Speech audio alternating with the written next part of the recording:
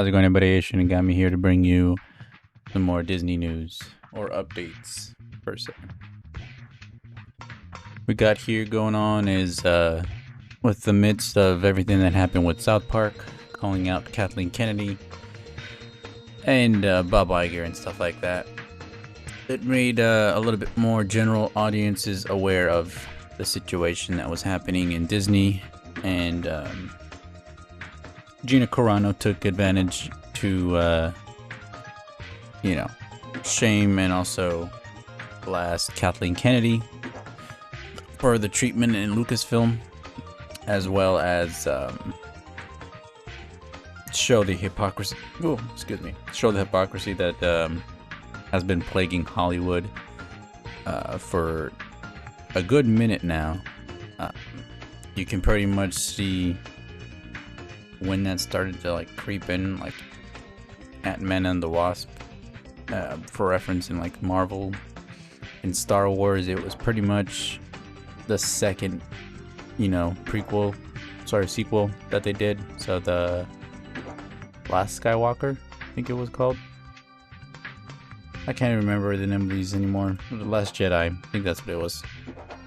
But when they decided to go against what fans would want to see, when it was also simple to get a scene with Mark Hamill, Luke Skywalker, Leia, Han Solo, right? If you would have all had them share at least a little bit of an adventure for a bit of the film, that would have that's what Star Wars would have benefited from. Instead, they had what happened with The Mandalorian, where they dragged it on a little too long. They put a little too much coin in Pedro Pascal. And when one of the co-stars said something out of line that dealt with the real world, even though the other person was saying something more harsh, she got booted. And it's unfortunate. Fuck it, we'll just show this.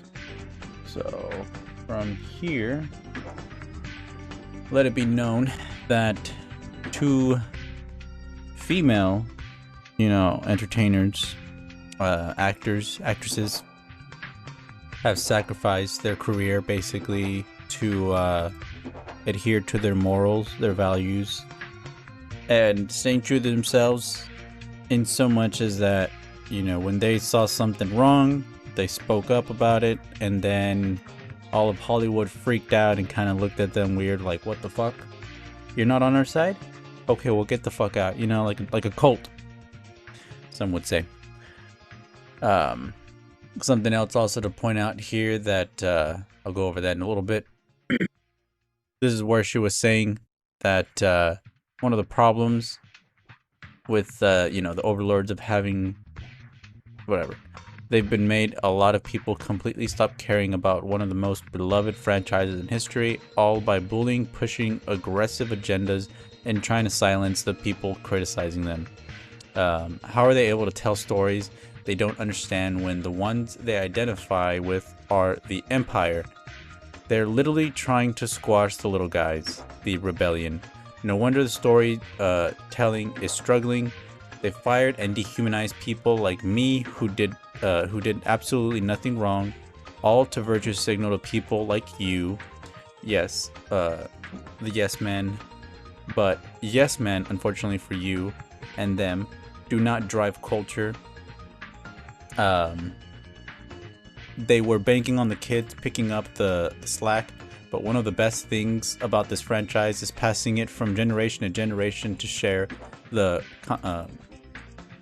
competition is too high to throw out something as valuable as that. Why would one generation pass it on when you've disrespected and thrown them away? Which, that's true.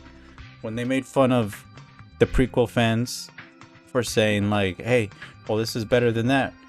And then just for later on down the line, now they're using Anakin Skywalker and Obi-Wan in member berries. So when they have their shows, they're like, hey guys, come back, and this all leads to the sequels. It's not like this is going anywhere else whenever they're doing that stuff. So the whole other thing that is just saturated to all hell is all these prequels, all these you know, trying to retell a story that was already told, well enough, instead of just, making something unique yourself.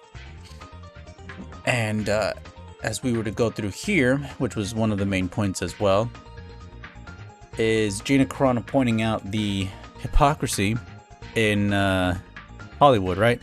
So as many of you may know, there is an actor strike still going on for some fucking reason. I guess they don't like making money. And in reality, the real people that are hurting, it's being said here. Gina says, what an odd strike this is. Small non-studio productions are having trouble getting waivers, but studios get the interim agreement left and right. Celebrities go from the picket line to their promotional tours and red carpets.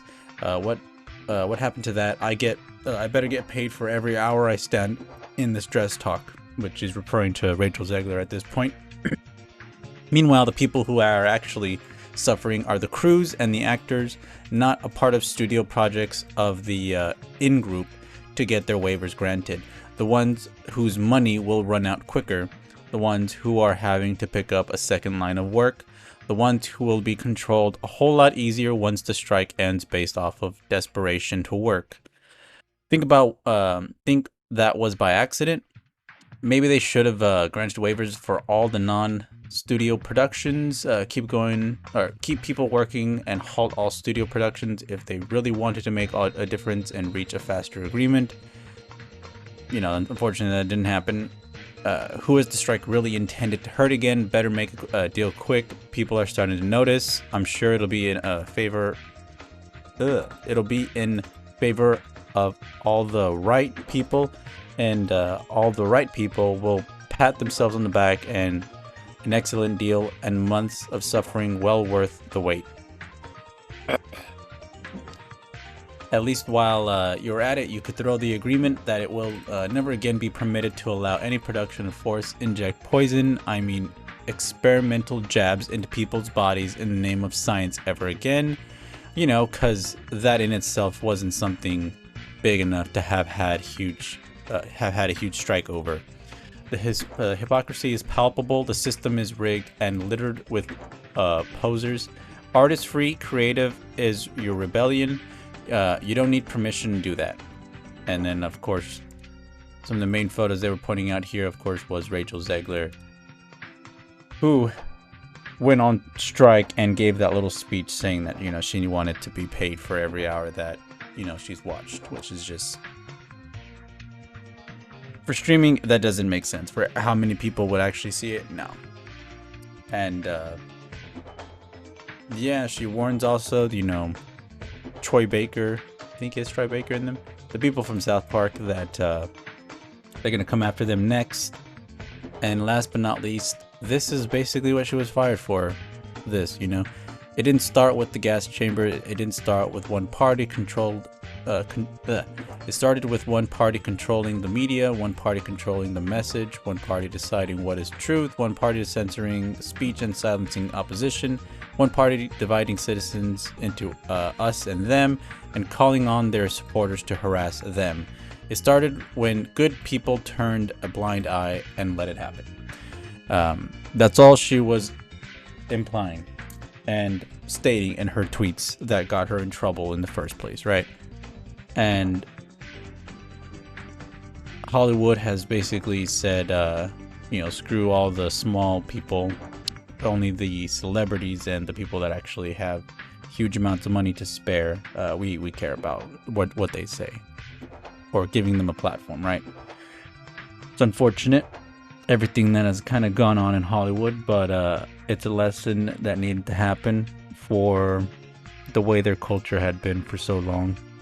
Taking advantage of the small businesses that helped prop them up, thinking they were so tough they didn't need any other support. In reality, they were on a house of cards. Pretty much how it worked out. Let me know if I missed anything in the comments below. I might have, but that's what y'all are here for, right? To comment and add anything in below. Yeah. Other than that, Catch you next time. Have a good night, good morning, and good evening. Bye.